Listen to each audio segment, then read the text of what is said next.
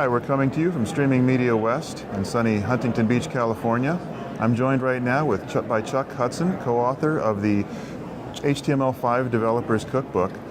Chuck was talking today a panel about HTML5 and specifically the video element to allow video playback in browsers. Chuck, maybe you could just start us off by explaining what the video element is, what it does. Sure. So the video element is a new element inside HTML5 through the Media API library that allows, without any outside plugins, to stream video for the user's viewing inside the browser environment.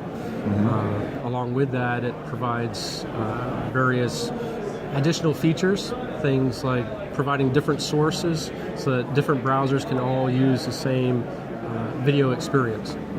Well, I know that getting video to playback in a browser has been a goal for a long time, playback in a browser without requiring additional plugins.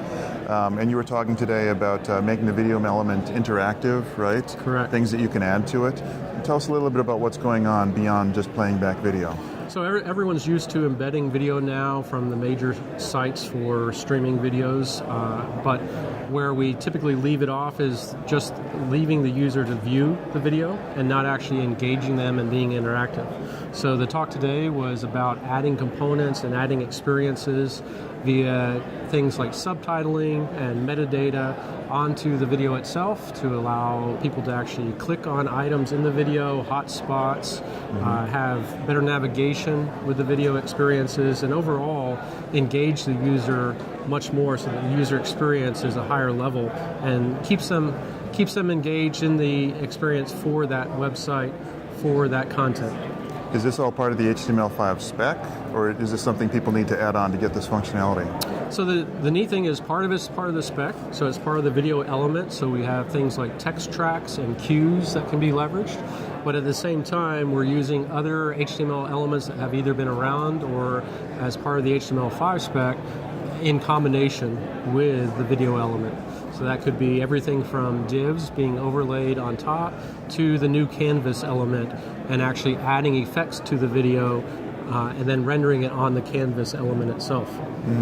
And who's doing this right now? Where can viewers go to see this kind of interactive activity in HTML5 video?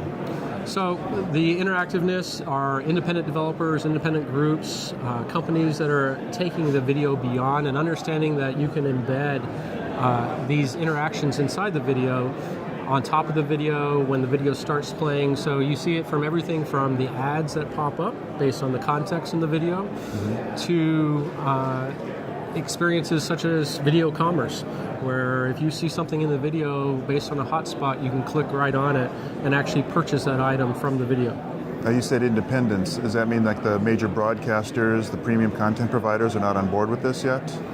It's the adoption rate is growing as the technology becomes more stable. Right now, the technology itself is pretty nascent, pretty young, and as we go further along, that technology, especially deeper down into things like the text tracks and the cues, will become much more popular as it becomes more reliable. And as you said, this is a pretty young technology, and when first people started talking about it, there were a long wish list of things they wanted to see added to it to really get it ready for prime time. What are the challenges it still faces? Great question. So the challenges are very much, we have a specification that has explained how the elements should work and the events that are fired and the properties and attributes. The challenge is, of course, this is on a backlog list for the browser manufacturers to actually implement in each browser. So the challenge there is the priority of it being implemented and then also the consistency across the browsers for the implementation. So right now, the basic elements, the video element and the source tags are very widely supported and consistently supported, but as we move down the technology stack into text tracks and cues and events on cues being fired, that's when it becomes less reliable and less consistent across the board. Only a couple browser manufacturers support those now, and it's not a reliable solution yet that can be used in a lot of production environments. What's your own personal timeline of when it will become more reliable? I believe for the bulk of it, it'll probably be in the next year. year and a half, we'll see, these are known issues that the browser manufacturers already know about.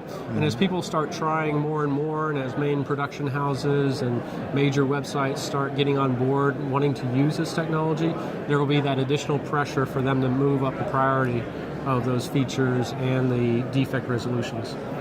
Very good. Well, thank you for joining me. This is Troy Dreyer coming to you from the red carpet at Streaming Media West.